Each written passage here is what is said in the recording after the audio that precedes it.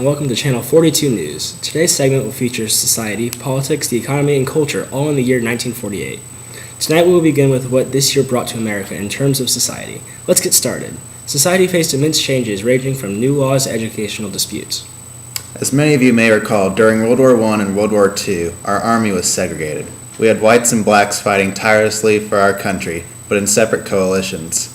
It wasn't until President Truman sent a special message to Congress on February 2nd, 1948, that the country's armed forces became desegregated. On this groundbreaking day in 1948, President Truman announced that he had instructed the Secretary of Defense to take steps to have the remaining instances of discrimination in the armed services eliminated as rapidly as possible. This statement paved the way for the beginning of this desegregation of the Army. Let's go to Melissa, our analyst, to give us the details of the implications of this statement. This law will forever change society in our country. Civil rights were becoming more dominant in the United States, and blacks and whites were on the way to becoming equal. Not only were new laws being implemented, but the field of education began to undergo changes as well. The year 1948 was a landmark United States Supreme Court case called McCollum v. Board of Education. This case related to the power of a state to use its tax-supported public school system in aid of religious instruction. The case was an early test of the separation of church and state with respect to education. The Champaign County Board of Education authorized a program of religious instruction in which the outside religious teachers were allowed to enter schools once a week to provide religious teachings. Ultimately, the Supreme Court ruled that the classes known as release time were unconstitutional. What a significant case. Meanwhile, George Gamow added to the spectrum of science by introducing the Big Bang Theory. In 1938, Gamow proposed that the universe was created in a gigantic explosion of the primeval atoms, that the various elements observed today were produced within the first few minutes after the Big Bang.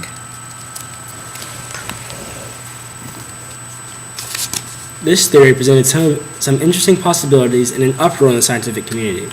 Is our universe then only one in an endless chain of universes, or will the galaxies continue to move away from each other forever? Let's switch to our field reporter, Alyssa, who is live with the one and only George Gamow. Alyssa? Thanks. I am here with the George Gamow. He is the man responsible for creating the Big Bang Theory. George, tell me a bit about yourself and the build-up to your big statement. It is a pleasure to be on the show, Alyssa. I published a cosmogony paper with Ralph Alfner in April 1948, which was called the Alfner-Bethe-Gamow paper. My paper outlines how the Big Bang relates to present levels of helium and hydrogen in the atmosphere that were formed through various reactions. That's so interesting. Okay, that's all the time we have. The 1948 economy saw more transitions from a wartime economy to a peacetime economy. President Truman's Fair Deal introduced many new laws. A law was passed to raise railroad pensions by 20%, and another increased the benefits payable under the Long Horsemen's and Harbor Workers' Compensation Act and Social Security.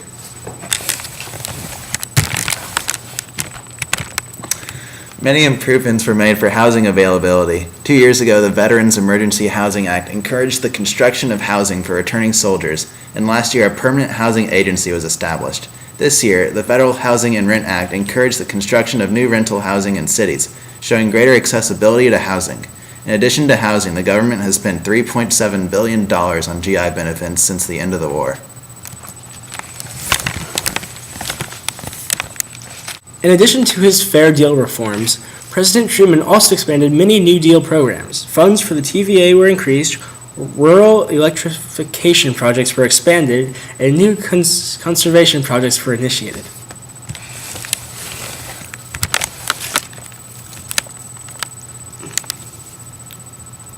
The Farmers Commodity Credit Corporation Charter Act stabilized, supported, and protected farm incomes and prices, assisted them in maintaining adequate supplies, and facilitated an orderly distribution of commodities.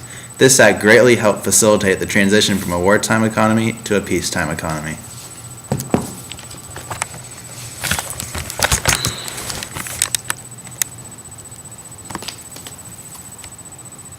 Fun fact: gas cost 26 cents a gallon and minimum wage was 40 cents an hour.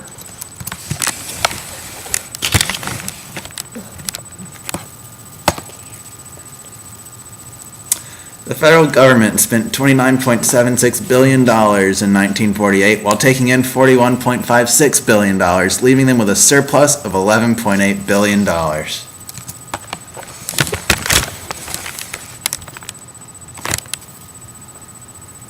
Thank goodness we weren't in a hole this year. The Berlin blockade is crumbling due to the Berlin airlift. What could be the Soviets' next move? Now to our field reporter for exclusive update. Here is the site of the Berlin blockade, which was put in place by the Soviets in June 1948 to block the Western Allies' railroad route to Berlin. The Western Allies staged an airlift, which delivered more supplies to Berlin than the railroad did in previous years. It is speculated that the Berlin blockade will be lifted soon, and it could create two separate German states. More updates will be released soon on the Cold War containment situation, so stay tuned. Right now, we have air forces from all around the world helping out. We have the United States, England, Australia, Canada, New Zealand, and South African forces. These heroic forces have flown over 200,000 flights in 1 year, providing up to 4,700 tons of daily necessities such as fuel and food to the Berliners. Now let's turn our attention to the current situation on the other side of the world, specifically to Israel and Greece. It has been an important year for politics with the continuation of the Truman Doctrine. Let's review the situation in the Middle East as it has played out during the past year.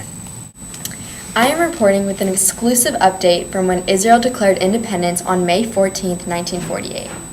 David Ben-Gurion was the first to sign Israel's Declaration of Independence, forever changing the dynamic of the Middle East. Truman is set to recognize the State of Israel as fair and independent, which will allow for a future alliance.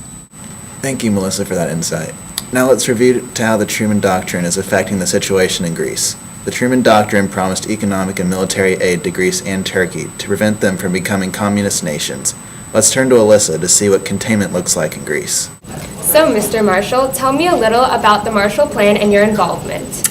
The Marshall Plan received bipartisan support and offered economic aid to European countries rebuilding after the devastating World War II. However, the plan is in place to modernize European industry and business for a successful future, not just rebuild the devastation after the war. Since I am head of the State Department, I have made it my priority to modernize post-war Europe using American models. Hopefully, my plan will continue to be implemented for several years in order to ensure the strongest, most efficient post-war world. Thank you, George Marshall, for your time and the political impact the Marshall Plan will leave on post-war Europe. The year 1948 was also a successful year in sports for the United States. The Summer Olympics were held in London, and America was well represented. These were the first games after the hiatus due to the Second World War. We led the competition with the most medals and the most golds as well. Not only did we have the most golds, we led in every single medal category. In fact, we had more gold medals than all other countries had total medals except for Sweden. So 3 years removed from victory in a world war, we dominate in Europe once again in a sporting competition. That's right. Domestically, we had another successful year in sports. Major League Baseball took a leap forward last year for civil rights when the Brooklyn Dodgers manager, Branch Rickey, approached Jackie Robinson, a black male, to play professional baseball.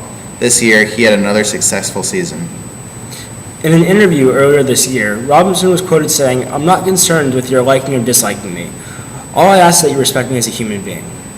We now head live to Melissa, who is in an interview with Branch Rickey, the business manager of the Brooklyn Dodgers. Hello, I am here with Branch Rickey, the man who broke the longest-standing unwritten rule in baseball, that black men were not allowed to play. Mr. Rickey, tell me about your decision to bring Jackie Robinson to the majors. Happy to be here. I knew that the league needed an African American to come play ball, so I took the steps necessary to make that happen. Robinson joined the sport amid very little fanfare and stirred controversy in the community. Through all of this, Robinson maintained an upbeat, level-headed behavior and performed to the best of his ability despite racial hardships. I'm sure your mentoring played a part in this. Well, yes, it took the Dodgers front office many years to find the right guy for the job. My hunt began in the early 1940s, but I did not stumble upon Robinson until 1947.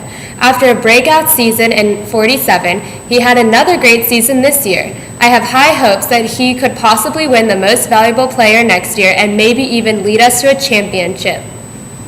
Thanks for your time and have a great season. Thank you for watching Channel 42 News.